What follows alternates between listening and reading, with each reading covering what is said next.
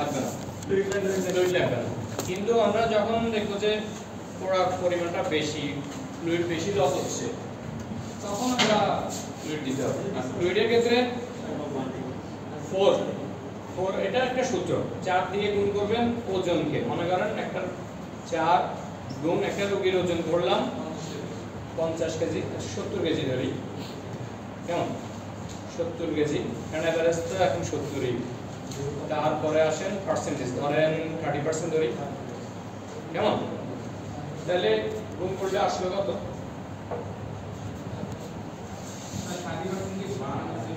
হ্যাঁ, পার্সেন্ট হলো মানে 30% বার্ন ধরলাম, বা রোগীটার ওজন ধরলাম আর চাপ দিয়ে গুণ করলাম, তাহলে কত হইলো?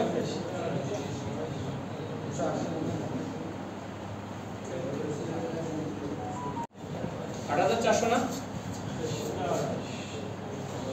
3 7 21,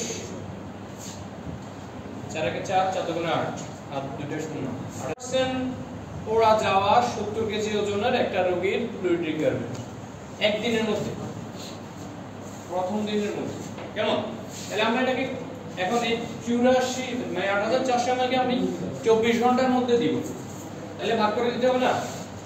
এই ফার্স্ট 8 আওয়ার্স, সেকেন্ড 8 আওয়ার্স, 24 ঘন্টাকে তো আমরা বেসিক্যালি হলো 3 ভাগে ভাগ করব, ঠিক আছে? এখানে শুধু 84।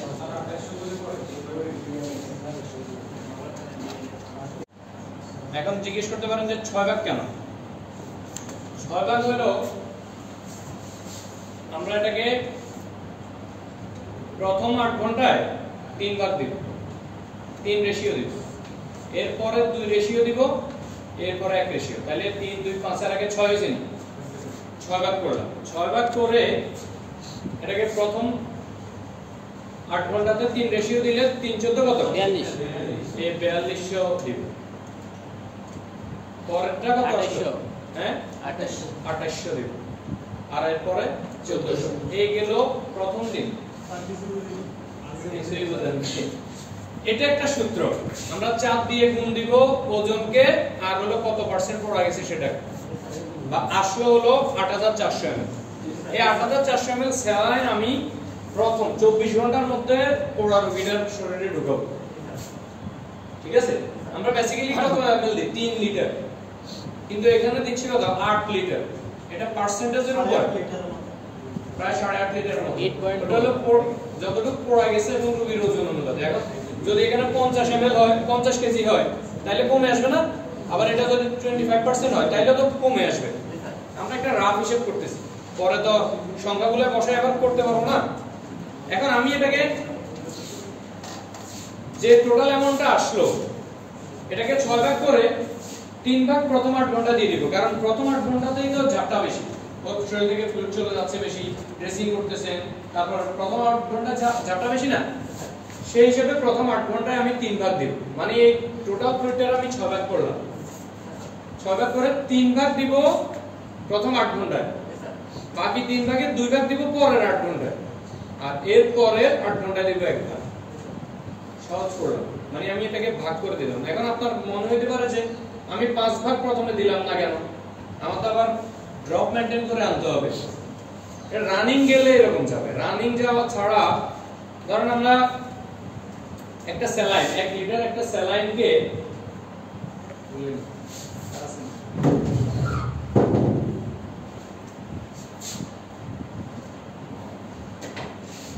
1 লিটার একটা স্যালাইন মনে করেন 8 ঘন্টার মধ্যে যদি দেন, এটা 30 ড্রপে দিলে তাহলে যাবে, 30 ড্রপে দিলে 8 ঘন্টায় 1 লিটার স্যালাইন যাবে।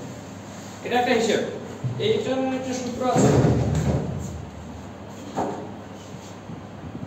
এটা আরেকদিন বলবো। সোজা করে বুঝেন, আমার 3 মানে 4200 ml ফ্লুইড আমি প্রথম 8 ঘন্টার মধ্যে দিতে হবে। তাহলে আমার 4200 ml চাইতে হলে আমি প্রথম মোট এখানে কয় লিটার যাবে? তাহলে 4 লিটার আর 200 ml, আমি 4 লিটারই ধরি। 4 লিটারের মধ্যে 2 লিটার প্রথম একদম রানিং দিয়ে দেব, 2 লিটার একদম রানিং দিয়ে দেব, দেখা গেল 1 ঘন্টা লাগে। রানিং দিলে 1 ঘন্টা লাগবে না। পরের যে 2 লিটার আছে, কারণ আমার তো আরো এখনো 2200 ml বাকি আছে, মানে আর 2 লিটারের উপর, ওটারে এবার আপনি আরেকটা লিটারকে 40-50 ড্রপে দেন।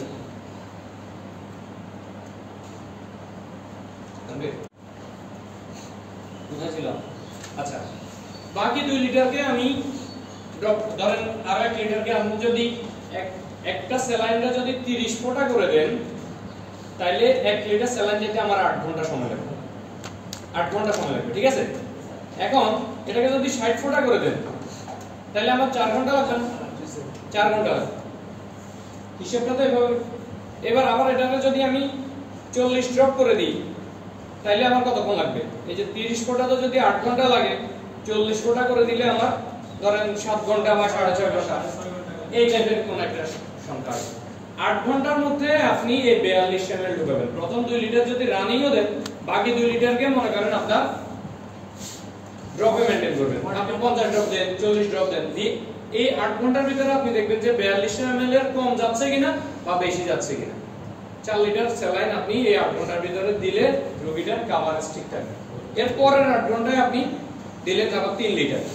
প্রথম 8 ঘন্টা আপনি 4 লিটার দিলে, কারণ এখান দিয়ে তো 200 বাকি রয়েছে, আবার এখান দিয়ে 200 হলো কম আছে, তো আমি পরের 8 ঘন্টায় 3000 ml দিলাম। আমি তো হিসাব সহজ করার জন্য হলো যে ভাগ করছি থেকে ভাগেটা আসছে। ভাগে এমন হতে পারে ওজনের সাথে পার্সেন্টেজ মিলে গেলে হয়তো 4 লিটার 3 লিটার এরকমও বের হয়ে আসতে পারে, তাই না? আমরা তো একটা রাফ হিসাব করতেছি। তাহলে আমার প্রথম 8 ঘন্টায় যদি 4 লিটার যায়, পরের 8 ঘন্টায় যাবে 3 লিটার, আর এরপরে বাকি যতটুকু থাকবে 1.5 লিটার, এটা আমি পরের 8 ঘন্টায় দিব। তাহলে আমার পরের 8 ঘন্টায় আমি এই স্যালাইনটারে আরেকটু ড্রপ বাড়ায় দিতে হবে। 30 ড্রপ করে দিলে যদি 1000 যায়, তাহলে আমি 40-45 ড্রপ করে দিলে কিন্তু আমার 1400 ml চলে যাবে। ক্লিয়ার কিনা? তাহলে এই গেল প্রথম দিনের হিসাব। এই দ্বিতীয় দিন কিন্তু আবার সেম না, মানে দ্বিতীয় দিন আমরা আরেকটু ফ্লুইড কমাই দিই।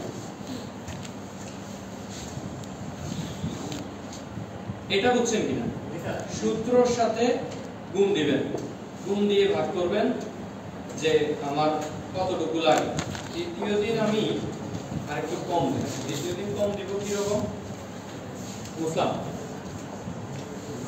আমার প্রথম দিনের রিকোয়ারমেন্ট বেশি না, দ্বিতীয় দিন থেকে আবার প্রথম দিন কিন্তু দেখা গেছে হ্যাঁ কিছু কভারেজ হবে।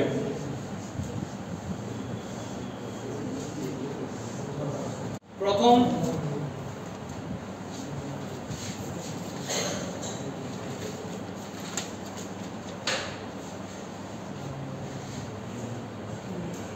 করছি 6 ভাগ, দ্বিতীয় দিন করব 4 ভাগ। 4 ভাগ করলে 2100 করে পড়ে না? হ্যাঁ 2100 করে পড়ে। তাহলে আমি ফার্স্ট 8 আওয়ার্স দিব 2 রেশিও, সেকেন্ড 8 আওয়ার্স দিব 1 রেশিও, আর 8 আওয়ার্স দিব 1 রেশিও। তাহলে 2 রেশিও 4 ভাগ করলে 2100 করে হলে 2 রেশিওতে কত? 4200। আর আমি এটাতে 1 রেশিও দিব। আমি ফ্লুইড সেম রাখছি, ইয়েটা কমাই আছে কিনা, টাইমটা কমাই আছে। প্রথম 8 ঘন্টায় ওখানে লাস্টের 8 ঘন্টায় জাস্ট 1.5 লিটার পাইছে, তাহলে এই ফাঁকে দিয়ে তার আবার যদি ফ্লুইড লস হচ্ছে, তাহলে আবার তার রিকোয়ারমেন্ট বাড়িয়ে যাচ্ছে। আমি আবার প্রথম 8 ঘন্টায় 4200 দিব, আর দ্বিতীয় 8 ঘন্টা তৃতীয় 8 ঘন্টায় 2100 দিব। 2 দিন ফ্লুইড ম্যানেজমেন্ট ঠিক করে করলে রোগীর খুব বেশি আর মানে লসটা তার শরীরে ইফেক্ট করবে না। ফ্লুইড কিন্তু বেশি লস হয়ে গেলে শরীরে ইফেক্ট করবে। আমি যদি ফ্লুইড ম্যানেজমেন্টটা ঠিক রাখি 2টা দিন, এরপর থেকে সে আস্তে আস্তে খাওয়া দাওয়া ঠিক করে খেতে পারবে, তার ফ্লুইড অটোমেটিক আরো বাড়বে। আর আমার এরপরে ডেইলি আমি 2 লিটার বা 3 লিটার স্যালাইন রাখলেই হয়ে যাবে। 30% কিন্তু বাসায় ম্যানেজ করার মতো না। এটা হসপিটাল কেস, হসপিটালে ম্যানেজ করার মতো। আর একটু কম হলো ইন কেস যদি হয় যে আপনি তখন ম্যানেজ করবেন, তখন আপনি কেমন স্যালাইন দিয়ে তারা পাঠাইতে হবে। অনেক সময় হয় না যে কে নিয়ে আসছে, এখন সাথে লোক আছে কিন্তু হসপিটালে নিচ্ছে না, বা আপনার কাছে রোগী আসে, আপনার নিজেরই লোক, হসপিটাল নিতে নিতে আপনি তো স্যালাইন ম্যানেজ করতে পারেন, স্যালাইন কতটুকু দিবেন এটা যে বুঝতেছেন না। সঠিক মেজারমেন্টটা জানা থাকলে দিতে আর অসুবিধা হবে না। প্রথম দিন হ্যাঁ কোন পার্সেন্ট মান হয়ে ফ্লুইড দেওয়া হবে, আমরা বেসিক্যালি হলো যে যদি 10% এর উপরে হয় তখনই দেয়া শুরু, তখনই দেয়া শুরু। কিন্তু 10% এর ধরেন আপনার 10-12% হইলেও খুব একটা এইরকম ম্যানেজমেন্ট লাগে না। এরকম ম্যানেজমেন্ট আসবে আপনার 20% থেকে শুরু করে কারণ তখন হলো বেশি পড়া গেল, বেশি ফ্লুইড লস হচ্ছে, কম হইলে তো ফ্লুইড বেশি লস হবে না, রোগী এমনি মুখে খাইতে পারতেছে, তখন আর কিছু লাগবে না। ঠিক আছে, ড্রপ হয়েছে বললাম না, প্রথম দুইটা দেখা গেছে রানিং দিলেন, এরপরে ড্রপ মেইনটেইন করে আনলেন, 40-50 ড্রপ হলেও কিছু হবে না। আপনার টার্গেট থাকবে যে আমি 8 ঘন্টার ভিতরে এটা কভার করব। এখন আপনি দেখলেন যে 6 ঘন্টা হয়েছে, স্যালাইন আরো বাকি আছে অনেক বেশি, তখন রানিং করাই দিতে হবে। যদি দেখেন যে 6 ঘন্টা হয়েছে কিন্তু স্যালাইন অনেক শেষ, তখন একটু কমাই দিবেন। এভাবে মেইনটেইন করতে হবে, তাহলে 2 দিনের ফ্লুইড ম্যানেজমেন্ট করতে পারলে মোটামুটি কভার হয়ে যাবে, এর বেশি আর লাগবে না। পরের দিয়ে রোগীটা ঠিক করে খাইতে পারবে। তাহলে এবার এটা কিন্তু বার্ন হোক আর স্ক্যাল্ড হোক সেম ম্যানেজমেন্ট। ঠিক আছে, হার্টম্যান দিবেন, হার্টম্যান স্ক্যাল্ড মানে ওই কি কইছে, স্ক্যাল্ড মানে কি পায়ে লাগাবেন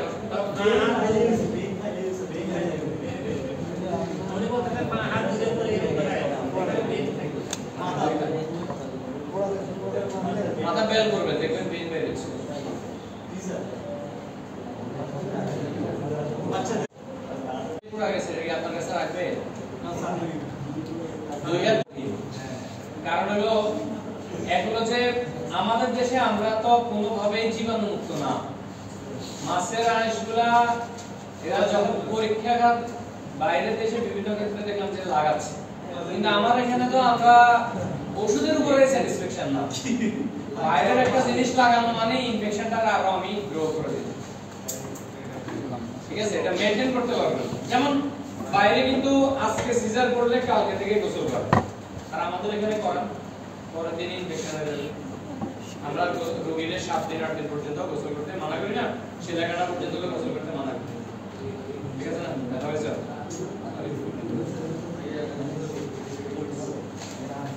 আসলে অনেক সময় রোগীদেরকে আন্দাজের উপর ওজন করি, আন্দাজের উপর ওজন না, প্রত্যেকটা চেম্বারে একটা ওজনের মেশিন রাখবেন। বাচ্চাদের ক্ষেত্রে তো ওজন ছাড়া আগাইতেই পারবেন না, আর বড়দের ক্ষেত্রেও কিছু কিছু সময় ওজন লাগে। ওজনের ক্ষেত্রে দেখা গেছে অনেক কিছু অনেক সময় রোগীর সামনে বসে আছে মনে আসতেছে না, এই যে